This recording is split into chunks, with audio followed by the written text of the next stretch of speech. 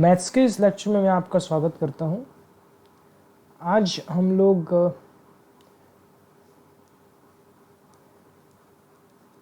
Maths का एक concept सीखेंगे जिसका नाम है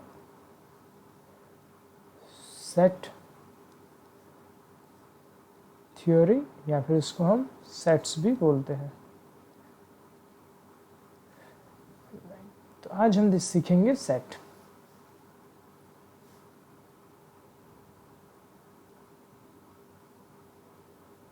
राइट नाउ सेट का जो सबसे पहले डेवलपमेंट हुआ था वो जॉर्ज कैंटोर के द्वारा हुआ था। जॉर्ज कैंटोर ये एक मैथमेटिशियन थे जो कि जर्मनी से थे।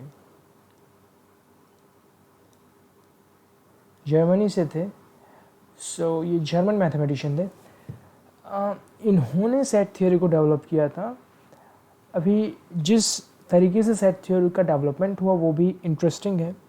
जॉर्ज कैंटोर साहब जो थे वो कुछ काम कर रहे थे ट्रिगोनोमेट्री की सीरीज पे, और तभी उनको कुछ आइडियाज़ आए कि कुछ ऐसा ऐसा हो सकता है।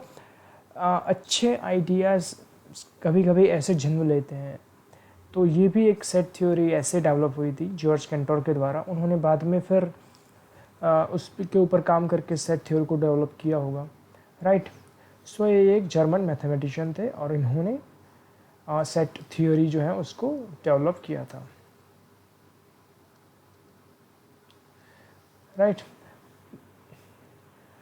नाउ सेट का डेफिनेशन देखते हैं हम। सेट का डेफिनेशन सबसे पहले ये जान लीजिए कि सेट होता क्या है। सेट एक कलेक्शन है।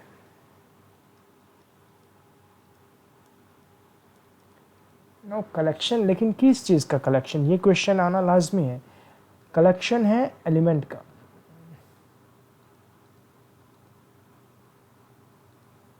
Set is a collection of element. Right लेकिन कुछ शर्तें हैं। ये एलिमेंट जो है वो वेल डिफाइंड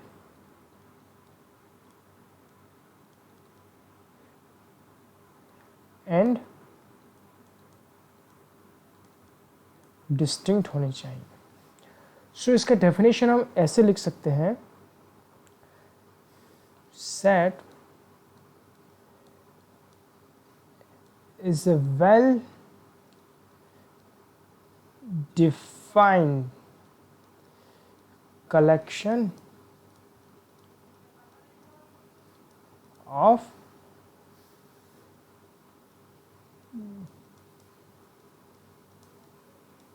distinct element।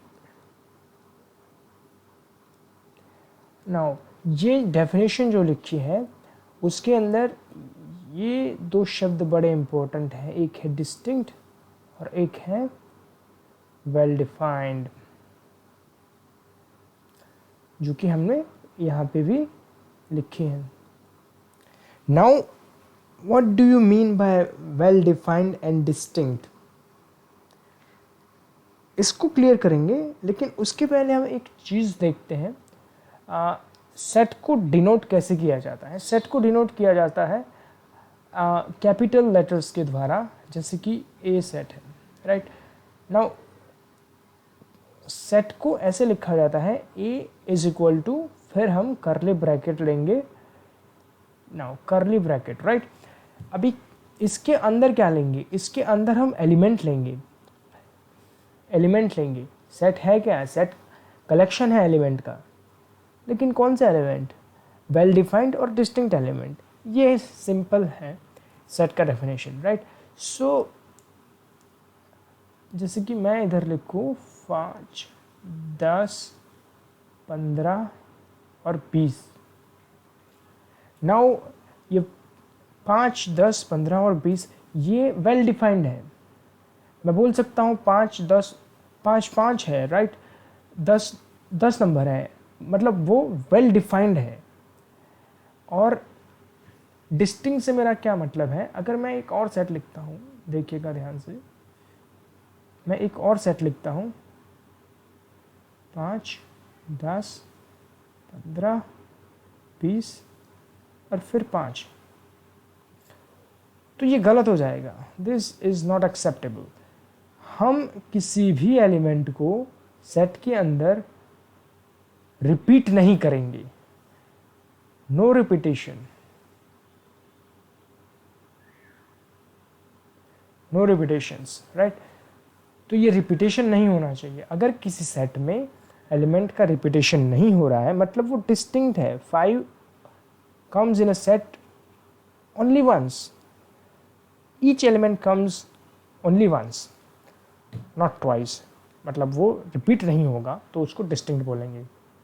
और उसके हमारे सेट में जो एलिमेंट है वो वेल डिफाइंड होने चाहिए, तब हम उसको बोल सकते हैं कि ये सेट है। नाउ ये एक प्रॉपर सेट है, राइट, ये एक प्रॉपर सेट है। Is a is a set, set, ठीक है। तो ये हो गया डेफिनेशन सेट का। नाउ कुछ एग्जाम्पल देखते हैं।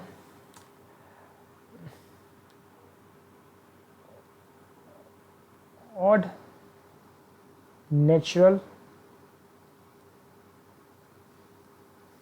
numbers. Now set of odd natural number.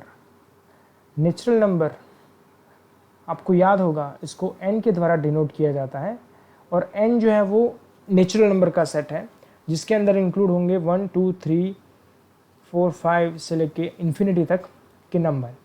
Now हमको जो बोला गया है वो बोला गया है ऑड नेचुरल नंबर, मतलब ये नेचुरल नंबर का जो सेट है उसके अंदर से मात्र और मात्र ऑड नंबर लेने हैं।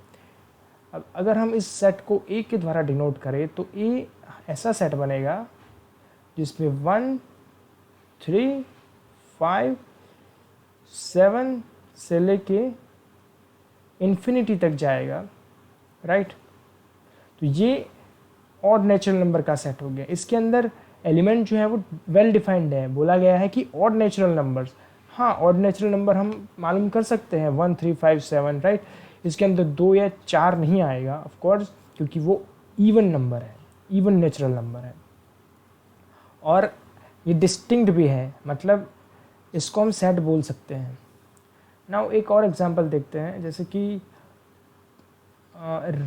Mountains of India.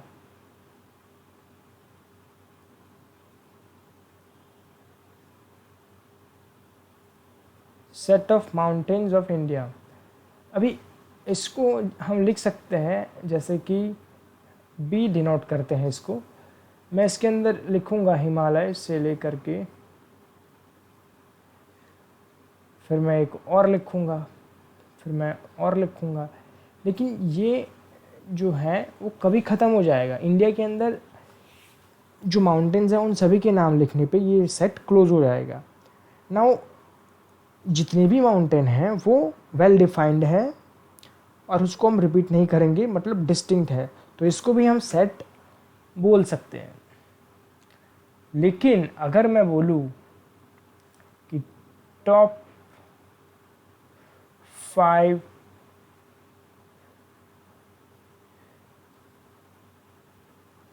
Mathematician of the world, तो इसके अंदर क्या लिखेंगे आप? इस सेट के अंदर कौन से 5 व्यक्तियों के नाम लिखेंगे आप? अगर मैं आपको बोलूँगा तो आप कुछ 5 व्यक्तियों के नाम लिखेंगे यहाँ पे, जो कि आपके हिसाब से 5 ग्रेट मैथमेटिशियंस हैं, टॉप 5 मैथमेटिशियंस हैं दुनिया के। अगर मैं यही क्वेश्चन आपके दोस्त को दूँ तो वो अपने हिसाब से 5 मैथमेटिशियंस के नाम लिखेगा। तो ये दोनों अलग अलग हो सकते हैं, मतलब ये डिफाइंड नहीं है, ये वेल डिफाइंड नहीं है, ये कुछ क्लियर नहीं दिख रहा है कि भाई हाँ यही टॉप है। यहाँ देयर इज़ नो रूल कि भाई हाँ ये रूल को मीट करेंगे तो ये मैथमेटिशियन टॉप पे जाएंगे। नंबर, राइट, नंबर नहीं दिए जाते टॉप मोस्ट मैथमेटिशियंस, ऐसा कुछ नंबर्स गेम नहीं है वहाँ पर, राइट। तो ये सेट नहीं हुआ, इसको हम सेट नहीं बोलेंगे। Set okay is not a set, right. तो ये सेट नहीं है। आई होप आपको समझ में आया होगा। नाउ सेट थ्योरी में हम कुछ इम्पोर्टेंट सिंबल को यूज़ करेंगे, वो सिंबल अभी डिस्कस करते हैं हम लोग।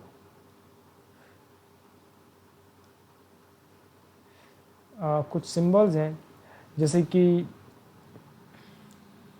ये जो सिंबल है उसको हम रीड करेंगे फॉर ऑल।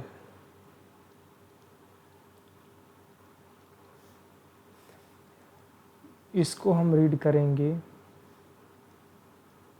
Belong to.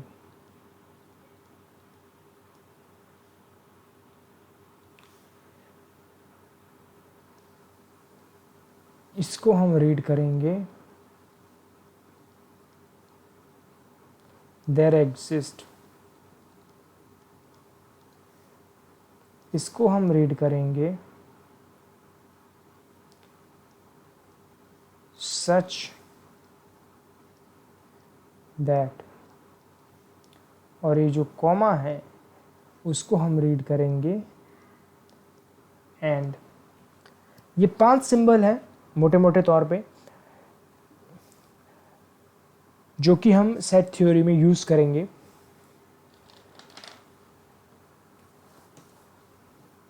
बहुत बार। नाउ रिप्रेजेंटेशन का तरीका।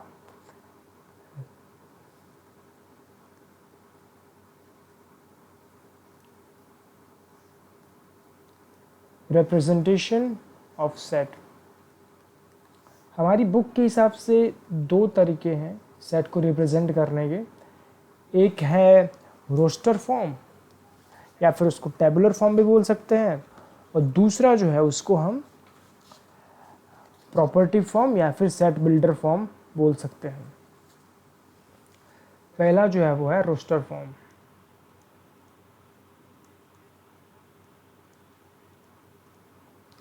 या फिर उसको टेबुलर फॉर्म भी बोल सकते हैं,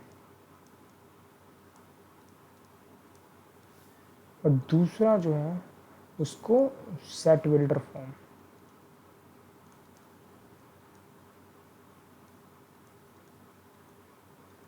या फिर प्रॉपर्टी फॉर्म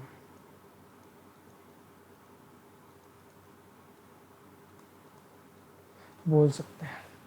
नाउ एक एग्जाम्पल के द्वारा समझते हैं।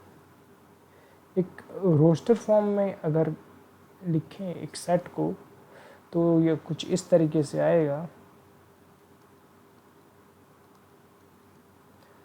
अगर मैं एक सेट को ऐसे लिख दूं जिसके अंदर जो एलिमेंट है उसको कॉमा के साथ जैसा है वैसा ही लिख दूं, जैसे कि एक सेट के अंदर 4 एलिमेंट है टोटल, और वो 4 एलिमेंट 4, 8, 12 एंड 16 है, तो मैंने उनको कॉमा के साथ एक सेट के अंदर लिख दिया, तो मैं इसको बोलूँगा कि ये रोस्टर फॉर्म है, ये टेबुलर फॉर्म है। इसके अंदर मैंने इस सेट को उसके एलिमेंट के हिसाब से जो का त्यों ऐसे ही लिख दिया। नाउ अगर मैं इसी सेट को सेट बिल्डर फॉर्म में लिखूं, तो ये कुछ इस प्रकार से लिखा जाएगा।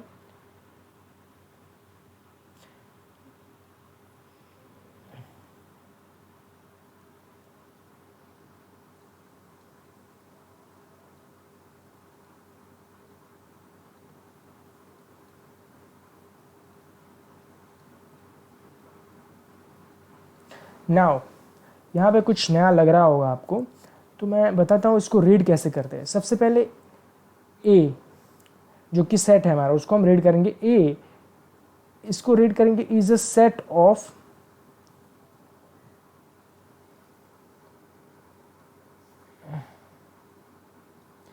is a set of A is a set of all x such that x is equal to 4n and n belongs to capital N and n is less than 5.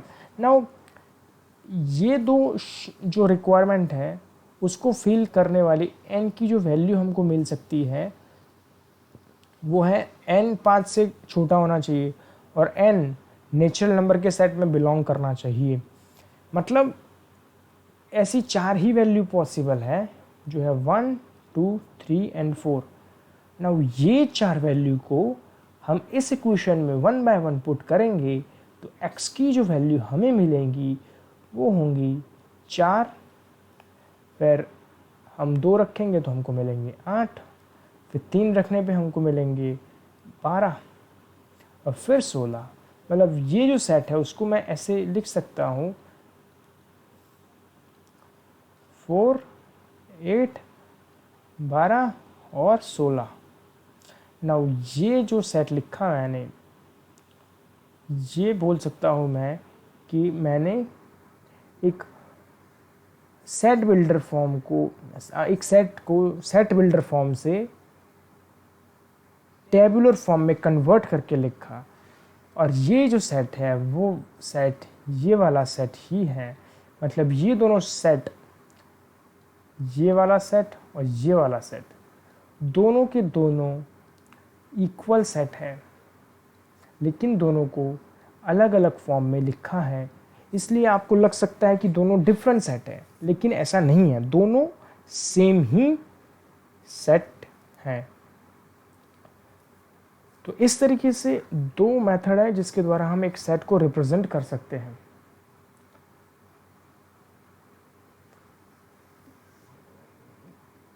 तो आज हम यहाँ तक रखेंगे और मैं आशा करता हूँ कि आपको ये लेक्चर समझ में आया होगा और